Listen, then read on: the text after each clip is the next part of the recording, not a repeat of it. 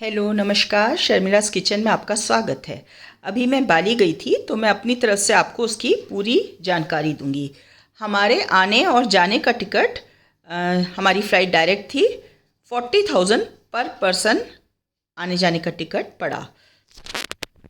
और अगर आप ले ओवर फ़्लाइट लेते हैं, वो शायद मलेशिया से होके जाती है, तो वो करीब 30-32 की पड़ती है। तो हमारी फ़्लाइट थी बेंगलोर से डेनपसार एयरपोर्ट, बाली का एयरपोर्ट है, वो करीब 7 घंटे लगते हैं और वीज़ा ऑन अराइवल मिलता है। तो देखिए हम पहुंच गए हैं डेनपसार। तो सबसे पहले हमने ये QR कोड स्कैन किया और इसमें आपका हेल्थ ठीक है, आप कोई बीमारी तो लेके नहीं आ रहे, ये सब बस फिल करना रहता है। और उसके बाद हम वीज़ा और इमिग्रेशन के लिए गए। वीज़ा ऑन अराइवल था। हम दो लोगों का करीब 5,500 पौने 6,000 लगे वीज़ा में। वीज़ा देने के लिए बस उन्होंने हमसे हमारे होटल्स की बुकिंग और बस ये पूछा आप कहाँ कहाँ जाएंगे, कितने दिनों के लिए आए हैं, और हमारे फ़्लाइट की आने जाने की टिकट मांगी। बस फिर उसके बाद कस्टम क्लियर किया और हम बाहर आ गए, जहाँ की हमारे जो टैक्सी वाले थे वो हमारा इंतज़ार कर रहे थे। जो टैक्सी वाले भैया थे वो हमने यहीं से टैक्सी बुक कर ली थी और वो बहुत ही अच्छा हमारा ड्राइवर था।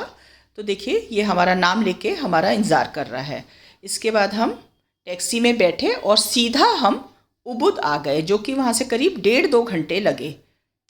उबुद में हमारे होटल का नाम सेंडाना स्पा एंड रिसॉर्ट था और ये बिल्कुल उबुद के सेंटर में, मतलब मंकी फॉरेस्ट एकदम पास था। मंकी फॉरेस्ट रोड शायद कहते हैं, वहाँ था।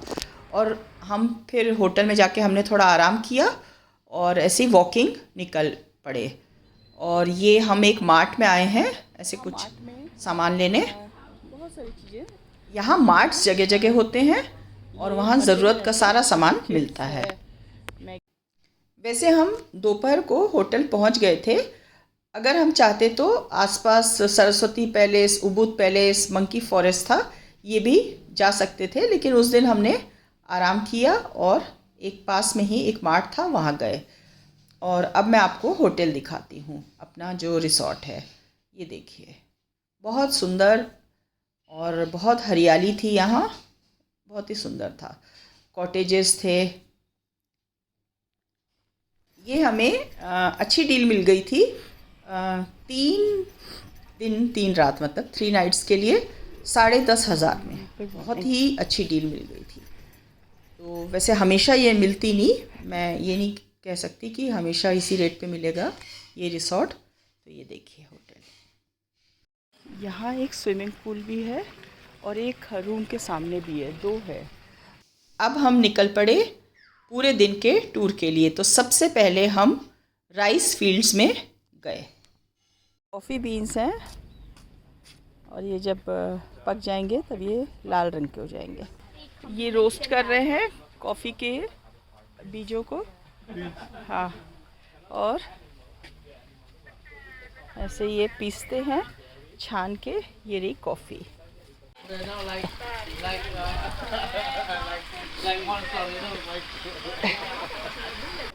राइस फील्ड की जो सबसे इंटरेस्टिंग और आकर्षक जगह है वो है यहाँ के स्विंग्स। 375 के IDR, उसमें ये देखिए ड्रेस भी प्रोवाइड करते हैं और ऐसे स्विंग भी कराते हैं। ये आप ज़रूर कीजिएगा। और अगर आप उनसे ड्रेस नहीं लेते हैं तो 200 के IDR में ये स्विंग कराते हैं। इसके बाद हम तीर्था टेम्पल ये गए। देखिए ये है तीर्था एम्पुल टेम्पल। जैसे हमारे यहाँ भगवान को फूल चढ़ाते हैं, ये भी फूल अगरबत्ती चढ़ाते हैं। यहाँ अंदर जाने के लिए आपको सेरोंग यानी जो लुंगी रहती है ये पहननी होती है। ये यहाँ ऐसे ही मिलती है, मतलब एक काउंटर सा बना होता है, आप उठा के आप पहन लीजिए। ये जैसे हमारे यहाँ शुद्धि के लिए ऐसे कई जगह पानी में डुबकी लगाते हैं, गंगा में। Water just come. और ये हैं हमारे ड्राइवर और गाइड, इन्होंने हमें बहुत अच्छे से बाली दिखाया। और अगर आप चाहें तो मैं इनका नंबर डिस्क्रिप्शन में शेयर कर दूँगी। इसके बाद हम कॉफ़ी प्लांटेशन गए। ये देखिए अनेक प्रकार की कॉफ़ी। यहाँ कोई जानवर था, पता नहीं कहाँ था, लेकिन ये उसकी आवाज़ लगातार आई जा रही थी। यहाँ देखिए मैं कुछ साउथ कोरियंस से मिली और हमने इकट्ठे एक पिक्चर ली, क्योंकि मुझे के ड्रामास बहुत पसंद है। इसके बाद हम गए गोवा गजा टेम्पल। गोवा मतलब वहाँ की लैंग्वेज में गुफा होती है और गज का मतलब वहाँ भी गज ही होता है। ये गणेश जी का मंदिर है। बस फिर हम आसपास थोड़ा सा मंदिर में घूमे, तस्वीरें खिंचवाई और मंदिर से निकलते हुए ऐसे इस तरीके से स्ट्रीट शॉपिंग यानी आर्ट मार्केट कहते हैं वो था। और उसके बाद हमारे ड्राइवर ने कहा कि आसपास कोई वाटरफॉल वगैरह आपको चलना है, तो हमने कहा ठीक है। तो फिर वो कोई ऐसे वाटरफॉल भी ले गया था।